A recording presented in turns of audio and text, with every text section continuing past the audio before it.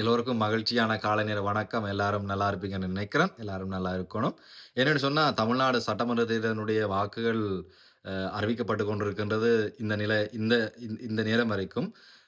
முன்னிலையிலேயே தமிழக வெற்றி கழகம் இருக்கின்றார்கள். அதனைத் தொடர்ந்து அதிமுக, அதனைத் தொடர்ந்து திமுக 4ஆம் இடத்துக்கு நாம் தமிழர் கட்சி தள்ளப்பட்டிருக்கின்றது. மிக கவலையான விடயம் என்னன்னு சொன்னா, அ சென்ற தேர்தலிலே பெற்ற வாக்கு வங்கி கூட இந்த வருடம் கிடைக்கவில்லை என்பது மிக கவலையான விடயம்.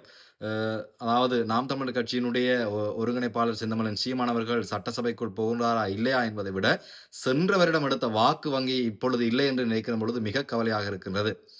திரு விஜய் அவர்கள் வெற்றி பெற்றார், திரு விஜய் அவர்கள் வெற்றி பெறவில்லை என்பதை தாண்டி, தமிழ் தேசிய கோட்பாடோடு அதாவது திரு செந்தமிழன் சீமான் அவர்களை நாங்கள் ஆதரிக்கின்றோம், ஆதரிக்கவில்லை என்பதை தாண்டி, தமிழ் தேசியத்தை முன்னிலைப்படுத்தின செந்தமிழன் சீமான் அவர்கள் சட்டசபைக்குள்ளே போக முடியவில்லை என்று நினைக்கிற பொழுது உண்மையிலே நான் கவலை அடைகின்றேன். அது உண்மையாக வெளிப்படையாக சொல்லுகின்றேன்.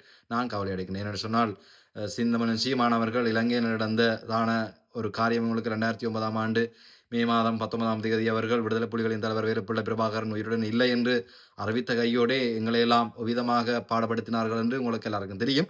அதனை தடை செய்யப்பட்ட அத்தனைகளையும் இந்தியாவிலே அவர் ஒரு தனியாளா என்ன செய்தார், முன்னிலைப்படுத்தினார். இதற்காக நாங்கள் சீமானை ஆதரிக்கிறோம். மற்றபடி சீமான் சரியானால், சீமான் பிழையானான் அதையெல்லாம் தாண்டி அவர் வைத்திருக்கின்றதான அந்த கோட்பாடுகளுக்கு நாங்கள் ஆதரவு கொடுத்திருந்தோம். ஆனால் இந்த வருடம் அவர் சட்டசபைக்குள் செல்லவில்லை.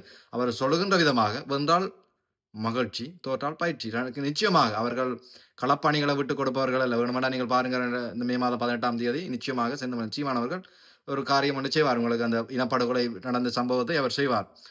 எப்படி இருந்தாலும் 2031 வெல்லுவோம். விவசாயி வெல்வான்.